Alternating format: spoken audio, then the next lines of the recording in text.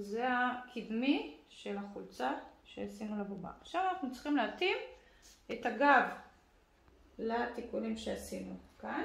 מה שאני בעצם עושה, כל התיקונים שנוצרו לי בקדמי, אני מעבירה לגב. איך אני מעבירה? קודם כל אני בודקת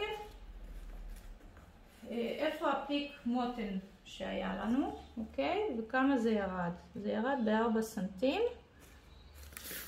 אז אני מכאן יורדת גם ב4 סנטים.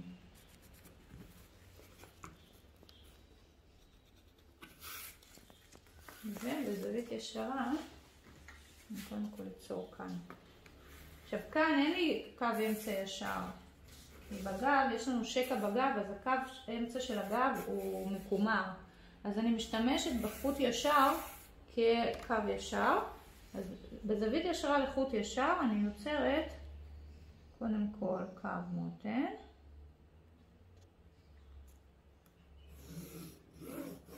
אוקיי, וכאן בעצם יש לנו את ההתעגלות שלו. זה אחד. טוב. אחר כך אנחנו בעצם צריכים למצוא את הקו בצ'כי. אז אני גם אמדוד 19 מהקו מותן שיצרתי. וסמן את הקו בצ'כי, ככה זה פחות מעניין אותנו בגב. אנחנו צריכים רק את הקו בצ'כי. ואני מסתכלת מה בעצם איזה תיקונים עשיתי כאן. כאן אני נכנסתי פנימה במותן 4 סנטים, אז אני גם נכנסת פה 4 סנטים במותן, מסמנת נקודה של קו מותן.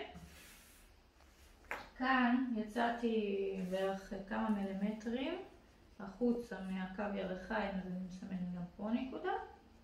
או שאני מודדת בדיוק את המידה 23, אז גם פה אנחנו צריכים 23. וכאן אנחנו צריכים, כאן אנחנו בעצם יצאנו החוצה 2.5 סנטים החוצה, אז גם פה אני יוצא 2.5 סנטים החוצה. אז הנה יש לי את הנקודות החדשות שלי, אני מחברת אותן שוב.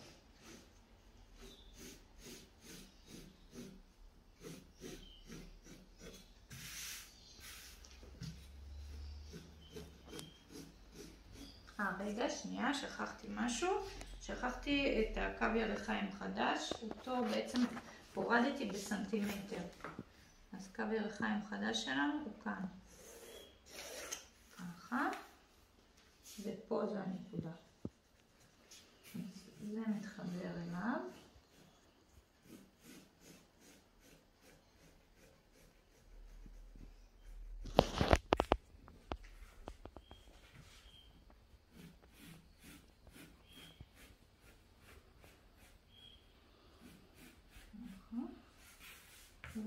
ושוב, פה יש לנו את הנקודה של קו בצ'כי, אז פה אני יוצרת זווית ישרה.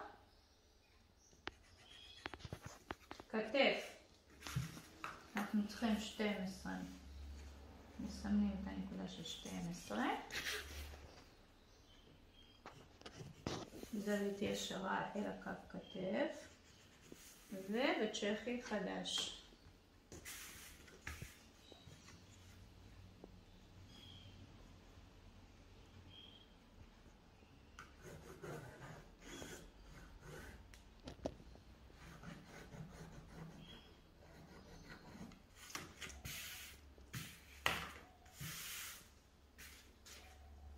ושוב אני אקח צבע אחר ומסמן, זה קצת נראית כאילו גזרה מצחיקה, כי היא באמת לא מתאימה כל כך לבן אדם, זה לא גוף סטנדרטי,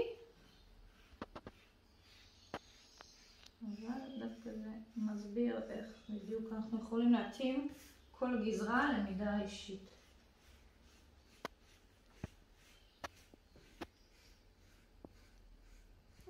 אני אפשר לעצור.